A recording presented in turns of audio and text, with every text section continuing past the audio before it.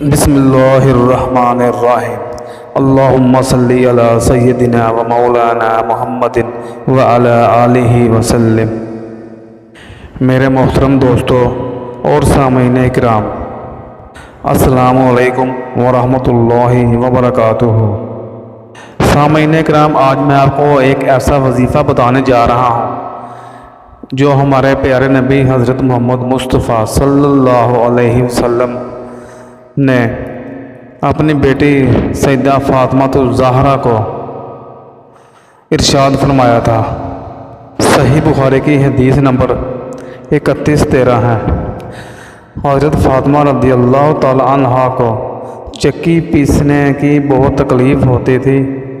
ظاہر ہے گھر کے کام بھی کرنے اور چکی بھی پیسنی، ہاتھوں میں چھالے پڑ جاتے تھے۔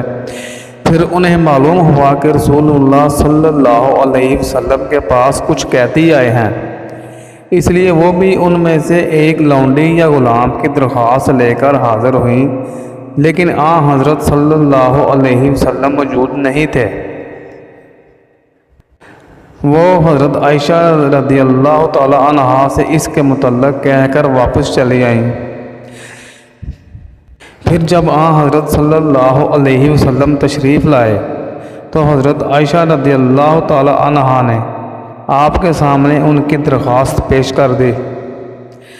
حضرت علی رضی اللہ تعالی عنہ کہتے ہیں کہ یہ بات سن کر حضرت صلی اللہ علیہ وسلم ہمارے رات ہی کو تشریف لے آئے۔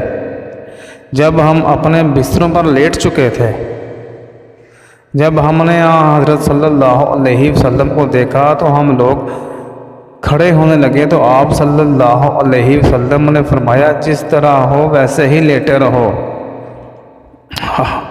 پھر آپ صلی اللہ علیہ وسلم میرے اور فاطمہ رضی اللہ تعالی عنہ کے بیچ میں بیٹھ گئے اور اتنے قریب ہو گئے کہ حضرت علی رضی اللہ تعالیٰ عنہ فرماتے ہیں کہ میں نے آپ صلی اللہ علیہ وسلم کے دونوں قدموں کی ٹھنڈک اپنے سینے پر پائی۔ سبحان اللہ۔